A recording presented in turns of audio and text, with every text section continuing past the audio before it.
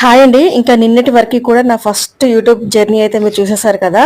And తర్వాత నేను ఈ సెకండ్ యూట్యూబ్ ఛానల్ గురించి అయితే చెప్పబోతున్నాను. అండ్ నేను సెకండ్ ఛానల్ ఎప్పుడు స్టార్ట్ చేశాను, ఏంటి ప్రతీదీ మీకు ఎపిసోడ్ రూపంలో అయితే చెప్తూ ఉంటాను. వీడియోస్ ఎక్కడ స్కిప్ చేయకుండా ఎండింగ్ వరకు చూడండి. తర్వాత రోజు ఖచ్చితంగా 3 వీడియోస్ అలా వస్తూ ఉంటాయి ఎపిసోడ్ రూపంలో.